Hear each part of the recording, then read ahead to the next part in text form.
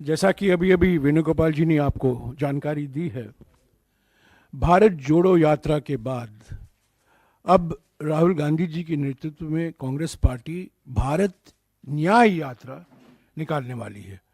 14 जनवरी से लेकर 20 मार्च तक 6,200 किलोमीटर लंबी भारत न्याय यात्रा 14 राज्यों से गुजरेगी। मणिपुर में शुरुआत होगी और यह समाप्त होगी मुंबई में। भारत जोड़ो यात्रा के दौरान राहुल जी ने 3 मुद्दे उठाए थे। आर्थिक विषमताओं के बारे में उन्होंने जिक्र किया, सामाजिक ध्रुवीकरण के बारे में उन्होंने बातचीत की और राजनीतिक तानाशाही जो आज हमारे देश में हकीकत बन गई है उसके बारे में जनता को अवगत कराया। तो ये 3 बड़े मुद्दे थे भारत जोड़ो यात्रा के समय में।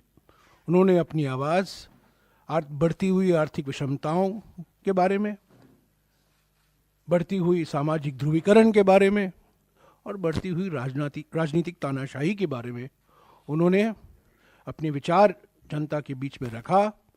वो मन की बात नहीं थी, वो जनता की चिंता थी।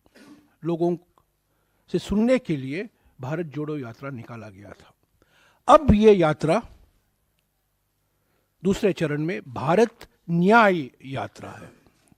आर्थिक न्याय के लिए, सामाजिक न्याय के लिए और राजनीतिक न्याय के लिए। लोकतंत्र को बचाना है, संविधान को बचाना है। महंगाई और बेरोजगारी से करोड़ों परिवार जो पीड़ित हैं उनको एक नया भविष्य, उज्जवल भविष्य दिखाना है। और फिर से जो समाज को बांटा जा रहा है, समाज को बांटने की प्रक्रिया शुरू करनी है।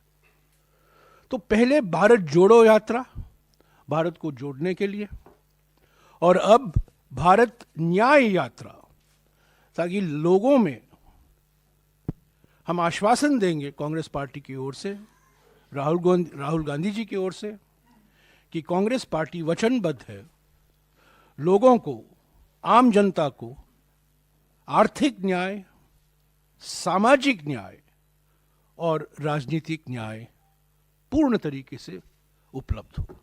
तो यही है पृष्ठभूमि भारत न्याय यात्रा का।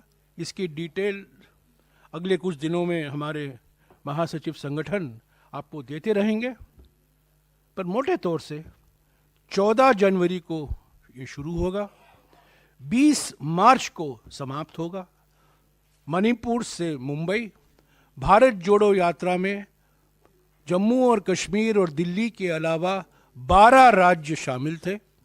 भारत न्याय यात्रा में 16 राज्य शामिल हैं, 14 राज्य शामिल हैं, पर 6,200 किलोमीटर लंबा ये भारत न्याय यात्रा है।